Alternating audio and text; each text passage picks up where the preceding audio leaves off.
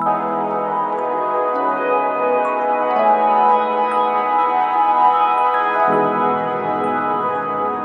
à tous, ravi de vous retrouver dans ce nouveau numéro d'Actu Bien-être. Aujourd'hui, nous allons parler de l'aloe vera.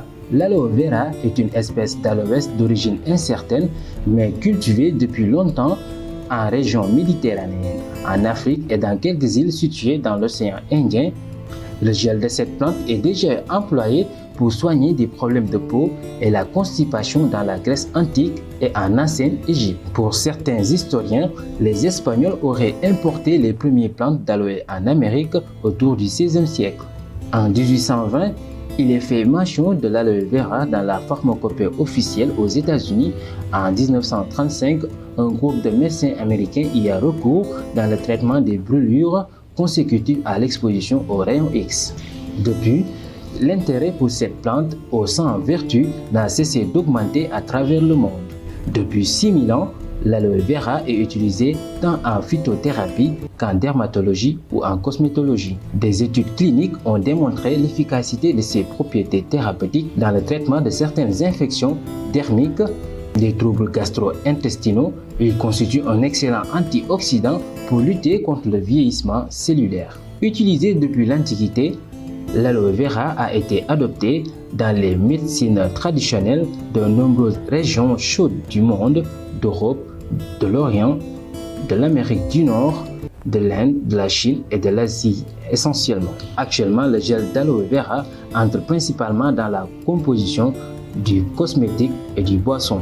La pulpe de l'aloe vera est comestible, très riche en protéines et en vitamines A, B1, B2, B6, C et E. Elle peut être utilisée entre autres dans les yaourts, les desserts et les boissons. L'aloe vera est une plante vivace sans tige, dotée de qualités exceptionnelles. On recueille dans ses parties vertes une pulpe claire qui ressemble à du gel, dont les bienfaits ne sont plus à prouver tant en usage interne qu'en usage externe.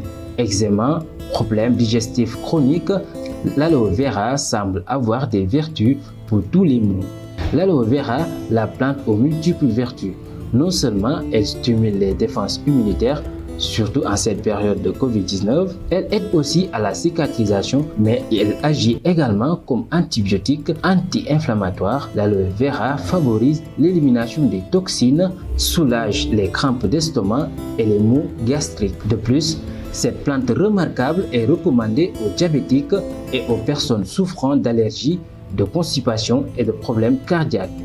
Bref, l'aloe vera est une pharmacie miniature. Elle produit de très nombreux composants actifs dont les minéraux, les enzymes, les vitamines et les mucopolysaccharides. La présence du choline contribue au contrôle du cholestérol, permet au bon fonctionnement du foie et participe au processus de mémorisation. L'aloe vera s'avère particulièrement utile pour prévenir ou lutter contre la constipation. Il existe 300 espèces d'aloe. La plus utilisée est bien sûr l'aloe vera à raison de ses bienfaits et surtout sa facilité d'exploitation. Originaire d'Afrique, l'aloe vera est cultivée partout dans le monde, notamment en Espagne, au Mexique, mais aussi dans le sud des États-Unis. Les précurseurs de la médecine actuelle, tels que Pline, l'ancien Aristote ou encore Hippocrate, avaient déjà découvert les qualités multiples de cette plante. Ils l'utilisaient surtout pour améliorer la coagulation du sang, lutte contre le vieillissement cutané, aide les intestins capricieux, apaise les ulcères, soigne les coups et blessures, ainsi que plusieurs bienfaits pour la peau, tant pour soigner que pour l'embellir. D'ailleurs, Cléopâtre ne se privait pas des propriétés exceptionnelles de cette plante. Pour parfaire sa légendaire beauté, les Mayas appelaient cette plante la fontaine de jouvence et la source de jeunesse. L'aloe vera ne présente aucune toxicité, aucune contre-indication et d'autres médications. Même s'il est nécessaire de demander l'avis de son médecin dans le cadre d'une médication spécifique, l'aloe vera fait partie des produits appelés adaptogènes, sans oublier que tout excès est nuisible. Je vous donne rendez-vous à la prochaine. D'ici là, continuez à vous abonner sur la chaîne Activision TV et à nous suivre sur notre site internet www.activision.com.